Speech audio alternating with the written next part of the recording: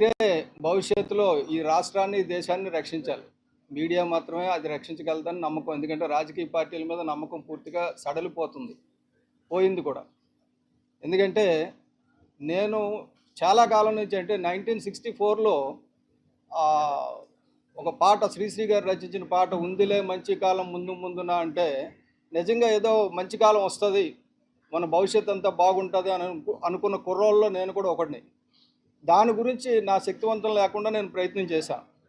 Beginning నుంచి ఏంటంటే నాది ఒక చిత్తశుద్ధితో కూడిన ప్రయత్నం. నేను ఏ పొలిటికల్ పార్టీకి పదవులు తీసుకోలేదు ఎక్కడ కూడా.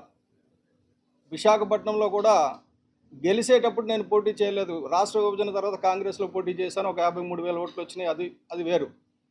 ఏ పదవి ఏ పార్టీలోంచి తీసుకుపోవడానికి కారణం ఏంటంటే ఆ పదవులు నా కాళ్ళకి అడ్డంకులు అవుతాయి, బంధనాలు అవుతాయి, మనం అనుకున్నది సాధించలేకపోతామని చెప్పేసి. మార్పు కోసం రకరకాల స్లోగన్స్ వచ్చాయి.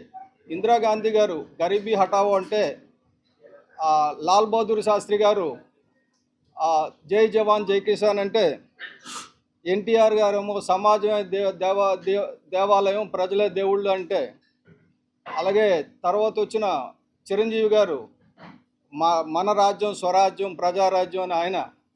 ఆ తర్వాత రాజకీయాల్లో విశ్వసనీయతలు విలువలకి నేను అసలు దారి చూపిస్తాను, నేనే అడ్రస్ అని చెప్పి జగన్మోహన్ రెడ్డి గారు. తర్వాత పవన్ కళ్యాణ్ గారు జనం కోసమే జనసేన, కాంగ్రెస్కో హటావో దేశ్కో బచావో అన్నారు. ఇన్నాళ్ళే జరిగింది. ఇంత అయిన తర్వాత ఏమైనా జరిగిందా అంటే ఏం లేదు. దోపిడీదారుల హడ్లు తలలు మారుతున్నాయి అంతే, దోపిడీ ఆగడంలా.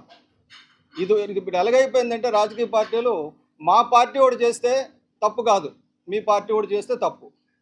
మా పార్టీ వాడు తప్పు చేస్తే పార్టీలు ఉంటూ వాళ్ళని వ్యతిరేకించకూడదు. ఎందుకంటే వ్యతిరేకిస్తే పార్టీ సిద్ధాంతాలకు విరోధం. పార్టీయే తప్ప ప్రజలు అనేది లేరు. ఎవరి గురించి వచ్చామని మర్చిపోయారు. ముఖ్యంగా 40 కోట్లు లేకపోతే ఎమ్మెల్యే కాడు, 100 నుంచి 150 కోట్లు లేకపోతే ఎంపీ కాడు. అంటే 40 కోట్లు పెట్టి వచ్చినవాడు ప్రజాసేవ ఎందుకు చేస్తాడండి? అసలు ప్రజాసేవలోకి వచ్చిన రాజకీయ నాయకులు ఎవరైనా సరే ఆస్తులు కోల్పోయిన వాళ్ళు ఉన్నారా? మీరు ఒకసారి రాష్ట్రం అంతా చూడండి, దేశం అంతా చూడండి, చాలా తక్కువ మంది ఉంటారు. నాకు తెలిసి 83 తర్వాత ఆస్తులు కోల్పోయినాడు ఎవడూ లేడు. రాజకీయాల్లోకి వస్తే డబ్బు సంపాదించుకోవడమే. చంద్రబాబు నాయుడు గారు అమరావతి ప్రోగ్రాం పెట్టారు, ప్రాజెక్ట్ అన్నారు, సర్వసమ్మతితో తీసుకున్నారు అందరూ. జగన్మోహన్ రెడ్డి గారు కూడా దానికి సమ్మతించారు అసెంబ్లీలో. కానీ ఆయన అధికారంలోకి వచ్చిన తర్వాత చేసింది ఏంటంటే అక్రమ కట్టడాలు, అక్రమ నిర్మాణాలు. దానికి ప్రజావేదిక అని ఒక పేరు పెట్టి ట్యాంక్ బండ్కి లోపల పక్క ఒక పెద్ద ప్రజావేదిక కట్టారు. అది కడుతున్నప్పుడే నేను రాజేంద్ర సింగ్ గారు వెళ్ళి ఫోటోలు తీసి ఇది తప్పు అని చెప్పి అక్కడ మీడియాలో చెప్పడం జరిగింది. ఆ తర్వాత అధికారంలోకి వచ్చిన జగన్మోహన్ రెడ్డి గారు దాన్ని కూల్చేశారు. నేను చెప్తున్నాను, చంద్రబాబు నాయుడు గారు మీరు కానీ సరైన ప్లేస్లో అనుమతులతో అది కడితే, ప్రజా వేదిక కానీ కడితే, కూల్చడానికి జగన్మోహన్ రెడ్డి కాదు కదా, ఈ దేశంలో ఎవరికి వల్ల కాదు. ఇప్పుడైనా సరే తప్పులు తెలుసుకోకపోతే ఏమవుతుందంటే భవిష్యత్తులో ఇప్పుడు కట్టబోయి కూడా భవిష్యత్తులో కూల్చే పరిస్థితి వస్తుంది. ఎందుకంటే మనకి సర్వసమ్మతితో అమరావతి మనం అక్కడే నిర్ణయించుకున్నాం, అక్కడే కడుతున్నాం, దానికి అందరం మద్దతు పలికాం, నేను కూడా పలికాను. అయితే దానికి ఒక కండిషన్ ఉంది. ఆ కండిషన్ ఏంటంటే ఎన్విరాన్మెంట్ క్లియరెన్స్ 9 ఎన్విరాన్మెంట్ క్లియరెన్స్ ఎప్పుడు ఇచ్చారంటే అక్టోబర్ 2017 ఇచ్చారు. 2015 సారీ 9/10/2015 పర్యావరణ అనుమతి ఇచ్చారు. ఆ పర్యావరణ అనుమతి ఇవ్వడానికి హైదరాబాద్ స్థాయి పర్యావరణ అనుమతి తీసుకోకూడదు, కేంద్ర స్థాయి తీసుకోవాలి. కానీ బలవంతంగా తీసుకున్నారు. సరే, దాని తర్వాత దాని మీద నేను కోర్టుకు వెళ్ళడం జరిగింది. నాతో పాటు చాలామంది ఈఎస్ శర్మ గారు ఇటువంటి చాలామంది కోర్టుకు వెళ్ళారు. వెళ్ళిన తర్వాత కోర్టు అద్భుతమైన జడ్జిమెంట్ ఇచ్చింది. ఆ జడ్జిమెంట్ కాపీ కూడా మీకు తెలుగు కాపీ మీ అందరికి ఇస్తాను. అప్పుడేంటంటే కోర్టుకు వెళ్ళారు, నిలుపుదల చేద్దాం అనుకున్నారు, మేము గెలిచేసామని చెప్పి చంద్రబాబు నాయుడు గారు చాలా గట్టిగా బాజాలు కొట్టారు. కానీ జరిగింది ఏంటంటే అక్కడ పర్యావరణ అనుమతులు ఏవైతే ఇచ్చారో వాటిని తూచా తప్పకుండా పాటిస్తూ మరికొన్ని కఠినమైన నిబంధనలు పెడుతూ ఒక 2 కమిటీలను ఏర్పాటు చేసింది కోర్టు, ఎన్జిటి. ఆ 2 కమిటీల్లో ఒక కమిటీ సూపర్వైజరీ కమిటీ. అదేంటంటే 3 నెలలకు ఒకసారి ఎలా జరుగుతుందో తీరుతెన్నులు చెప్పాలి. దానికేమో కేంద్ర పర్యావరణ శాఖ కార్యదర్శి గారు హెడ్గా ఉంటారు. తర్వాత 5 సభ్యులు ఉంటారు, మేధావులు, స్పెషలిస్టులు అందరూ. అలాగే ప్రతి నెల ఇంప్లిమెంటేషన్ కమిటీ రిపోర్ట్ ఇవ్వాలి. ఈ ఇంప్లిమెంటేషన్ కమిటీ రిపోర్టు రాష్ట్ర సెక్రటరీ ఎవరైతే పర్యావరణ శాఖ సెక్రటరీ ఉన్నారో ఆయన ఆధ్వర్యంలో జరుగుతుంది, ఒక 5 నిపుణులతో. ఈ రెండు ఇప్పటి వరకు ఎప్పుడైనా చేశారా? అది జగన్మోహన్ రెడ్డి గారి టైంలో కానీ చంద్రబాబు నాయుడు గారి టైంలో కానీ. ఈ రిపోర్ట్లు ఇవ్వాల్సి వస్తే ఇప్పటికీ ఒక 35 రిపోర్ట్లు ఇవ్వాలి, సూపర్వైజరీ రిపోర్ట్లు ప్రజల ముందు ఉంచాలి. దాని కండిషన్ ఏంటంటే ఆ రిపోర్ట్లు ప్రజల ముందు ఉండాలి. అలాగే ప్రతి నెల ఇంప్లిమెంటేషన్ కమిటీ రిపోర్ట్ కూడా ప్రజల ముందు ఉండాలి. దాన్ని ప్రజలు ఆమోదించాలి. ప్రజల నుంచి ఏమైనా అభ్యంతరాలు వస్తే దాన్ని సవరించాలి మళ్ళీ. అయితే దీంట్లో పర్యావరణ శాఖ ఇచ్చిన కొన్ని ముఖ్యమైన నిబంధనలు మేము ముందుకు ఉంచుతున్నాం. ఎందుకంటే మన రాజధాని నిర్మాణం అవుతుంది. రాజధాని 217 చదరపు కిలోమీటర్ల విస్తీర్ణంలో జరుగుతుంది. అందులో 55.78% సాగు భూములు ఉన్నాయి, వ్యవసాయ భూములు ఉన్నాయి. 14.36% తోటలు ఉన్నాయి. అలాగే 13.65% నదులు, కాలువలు ఉన్నాయి. వెరసి మొత్తం 83%, 84% అత్యంత సారవంతమైన భూములు ఉన్నాయి.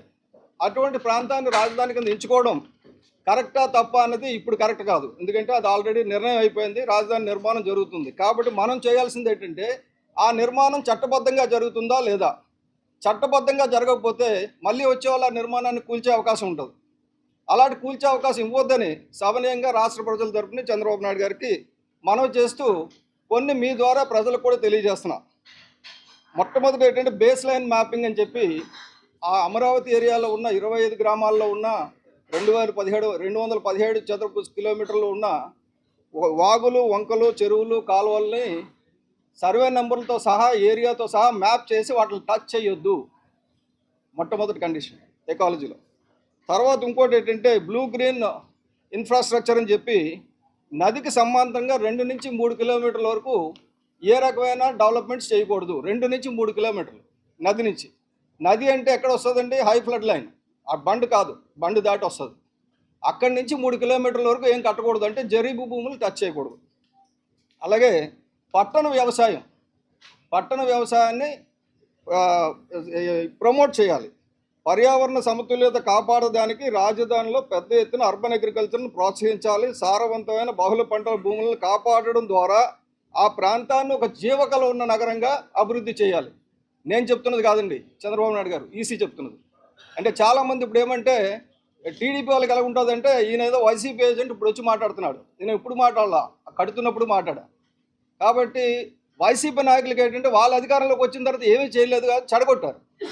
కాబట్టి నేను వైసీపీని కూడా దుయ్యబడుతున్నా. ఇక్కడ నేను ఏ పార్టీ మనిషిని కాదు. కాబట్టి అది ఒకటి గుర్తుపెట్టుకోవాలి. ఆ బఫర్ జోన్ ఏదైతే ఉందో 100 మీటర్స్ చేయాలి. కొండవీటి వాగు, అలాంటి పాలవాగు, అటువంటి వాగులు 14 వాగులకి ఇరువైపులా 30 మీటర్లు బఫర్ జోన్ ఉండాలి. అక్కడ మొక్కలు మాత్రం పెంచాలి. నేను రిక్వెస్ట్ చేస్తున్నది ఏంటంటే ఈ ప్రభుత్వాన్ని ఈ రిపోర్ట్స్ అన్నీ అధికారికంగా ప్రజల ముందు ఉంచండి. అలాగే ఇప్పటివరకు ఏమైనా అవకతవకలు జరుగుంటే వాటిని ఇంకా ఆపేసి ఇక మీద కట్టేది ఏదైనా సరే భవిష్యత్తులో ఎవరు వచ్చినా కూల్చడానికి వీల్లేంది కట్టండి. అంతేగాని మీరు వచ్చి కట్టడం, వాళ్ళు వచ్చి కూల్చడం. జగన్మోహన్ రెడ్డి వస్తాడు, ఒక కొండం తొలిచి ఒకటి కడతాడు, మీరు వస్తారు ఇది కాదంటారు. అప్పుడు జగన్మోహన్ రెడ్డి కొండం తొలిచి కట్టేటప్పుడు మీరేం చేస్తారో నాకు తెలియదు. ఇప్పుడు మీరు చేస్తున్నప్పుడు జగన్మోహన్ రెడ్డి ఏం చేస్తున్నాడో తెలియదు. మీరు తప్పులు చేస్తున్నప్పుడు జగన్మోహన్ రెడ్డి చూస్తూ కూర్చుంటున్నాడు. జగన్మోహన్ రెడ్డి తప్పులు చేస్తున్నప్పుడు మీరు చూస్తూ కూర్చున్నారు. ఇది ఇద్దరికి దొందే. చంద్రబాబు నాయుడు గారు కానీ జగన్మోహన్ రెడ్డి గారు కానీ ఇద్దరిని నేను దుయ్యబడుతున్నాను ఈరోజు. అలాగే చంద్రబాబు నాయుడు గారికి కానీ, పవన్ కళ్యాణ్ గారికి కానీ, జగన్మోహన్ రెడ్డి గారికి కానీ నా సూచన ఏంటంటే భవిష్యత్తులో ఈ రెండు మీరు తూచా తప్పకుండా పాటించాలి. ఒకటి, కాలుష్యాన్ని తరిమికొట్టడం. కాలుష్యం రోజు రోజుకి పెరిగిపోతుంది. మనం పీల్చడానికి ఊపిరి లేకపోతే, సరైన సారవంతమైన భూమి లేకపోతే మీ డబ్బుండి ఏం తగలెట్టుకోవడానికి కూడా పనిచేయదు. అలాగే అవినీతిని అంతం చేద్దాం. ఈ రెండు ప్రపంచానికి పట్టి పీడిస్తున్న వ్యాధులు. వీటిలో మీరందరూ అవినీతి పనులు చుట్టూ పెట్టుకొని పార్టీకి సిద్ధాంతం, పార్టీ కూటమి సిద్ధాంతం అంటే కుదరదండి. ఎవడు తప్పు చేసినా నేను పైకి వస్తాను, నిలదీస్తాను. అలాగే నిన్న 20వ తారీఖుని కేంద్ర సెంట్రల్ ఎంపవర్మెంట్ కమిటీ CEC కొల్లేరు గురించి ఒక రిపోర్ట్ ఇచ్చింది. చూస్తే నిజంగా ఏడుపు వస్తుంది. నాకు ట్విట్టర్లో పెట్టాను అది. అంటే ఈ ప్రభుత్వానికి చిత్తశుద్ధి లేదు. 2006 తర్వాత ఆపరేషన్ కొల్లేరు ఆపేసి కొల్లేరును విధ్వంసం చేస్తున్నారు అని చెప్పేసి మన ప్రభుత్వం మీద ఎన్నిసార్లు ఇచ్చినా సరే ఈ ప్రభుత్వం స్పందించడం లేదని ఇప్పుడున్న ప్రభుత్వం మీద CEC ఎండగడుతూ ఆ రిపోర్ట్ పంపించింది. ఆ రిపోర్ట్ కాపీ కూడా మీకు ప్రజలకు ఇస్తా. ఆల్రెడీ పెట్టాను నిన్న ట్విట్టర్లో, దాని సాఫ్ట్ కాపీ కూడా ట్విట్టర్లో పెట్టా. అది మన రాష్ట్రం ఒకటే కాదు, చాలా రాష్ట్రాల్లో చాలా తప్పులు జరుగుతున్నాయి. అన్నిటి మీద సిఈసి చెప్పడం జరిగింది. నాకు ఒక బాధ ఏంటంటే, ఒక 85 ఏళ్ళ వృద్ధుడు మృత్యుంజయరావు అని చెప్పి కాకినాడలో ఆయన కంటెంప్ట్ పిటిషన్ వేశాడు, కానీ ఈ రాజకీయ నాయకులు ఎవరో వేయలేదు. ఇక్కడ ఈఏఎస్ శర్మ గారు, ఈయనకి 85 ఏళ్ళే, ఈయన యుద్ధం చేస్తున్నాడు కానీ ఎవరో చేయడంలా. ఎవరు వీళ్ళేం పట్టుకుపోతారో, ఆల్రెడీ లైఫ్ అయిపోయింది. ఏమనంటే వాళ్ళ అభివృద్ధికి అంటకులు, అభివృద్ధి నిరోధకులు. ఆ ముసలోళ్ళకు ఉన్న జ్ఞానం కూడా యువతకు లేకపోతే ఎలాగండి? నేను ఈ రోజు నుంచి చెప్తున్నా, rest of my life I'm going to fight. నేను రిక్వెస్ట్ చేసేది ఏంటంటే, ప్రజలందరూ కూడా మీ ప్రాంతాల్లో ఉన్నది ఏదైనా సరే, పర్యావరణ విఘాతం కానీ, అవినీతి కానీ, అరాచకం కానీ ఏది జరిగినా సరే మీరు తిరగబడండి. నేను మీతో వస్తాను. అక్కడ ఉన్న వాళ్ళందరినీ కూడా సమాయత్తం చేద్దాం. ఈ రాజకీయ నాయకుల వల్ల జరిగే పని కాదు. ఇంకా ప్రజా ఉద్యమం చేయక తప్పదు. చేద్దాం. దాన్ని మొదలు పెడుతున్నాం. అందరూ అన్ని రాష్ట్రం అంతా వస్తుంది, దేశం అంతా వస్తుంది. నేను కేవలం రాష్ట్రానికి పరిమితం కాదు. ఇటువంటి కార్యక్రమాలు మేము దేశం అంతా చేస్తున్నాం, నేను రాజేంద్ర సింగ్ గారు కలిసి. కాబట్టి ఈ రాష్ట్రంలో, అలాగే ఇప్పుడు హైదరాబాద్లో కేబీఆర్ పార్క్ చుట్టూ, అది కేబీఆర్ అంటే నేషనల్ పార్క్, అటువంటి నేషనల్ పార్క్ చుట్టూ గైడ్ లైన్స్ ఉన్నాయి. 1 కిలోమీటర్ వరకు ఏం చేయకూడదని. అలాంటిది 30 మీటర్లు తగ్గించారు. దాన్ని తీసుకెళ్ళి నేషనల్ పార్క్ లోపల నుంచి, పైనుంచి ఫ్లైఓవర్లు వేస్తాం, కింద నుంచి అండర్ పాస్లు వేస్తాం అంటే ఏం చుట్టూ 1 వే చేసుకోవచ్చు కదా. నేషనల్ పార్క్స్ ఎందుకు అంత చిన్న చూపు వస్తుంది? అలాగే జీవో నెంబర్ 111 మీద ఎలాగ అంటే హైదరాబాద్కి చెందినవి చాలా ఉన్నాయి. అది అక్కడ మీడియాతో నేను త్వరలో మాట్లాడతాను. నేను రిక్వెస్ట్ చేస్తున్నది ఏంటంటే, అవినీతిపై, అరాచకంపై రాజీ లేని పోరాటం సాగుతుంది. అది కూటమి ప్రభుత్వంలో ఉన్న ఎమ్మెల్యేల మీదైనా, మంత్రుల మీదైనా, ఇదివరకు జగన్మోహన్ రెడ్డి మీదైనా, ఎవరి మీదైనా సరే, ఎవరైనా సరే పర్యావరణాన్ని పరిరక్షిస్తామంటే ఎస్ ఐఎమ్ విత్ దెమ్. అలాగే అవినీతిని అరికడదామంటే ఎస్ ఐఎమ్ విత్ దెమ్. ఈ రెండు మీకు చెప్పడానికని, మిమ్మల్ని అందరినీ మీతో పాటు ప్రజలను భాగస్వామ్యం చేయడానికని మీ ముందుకు వచ్చాను. ఇంకేమైనా ప్రశ్నలు ఉంటే అడగచ్చు.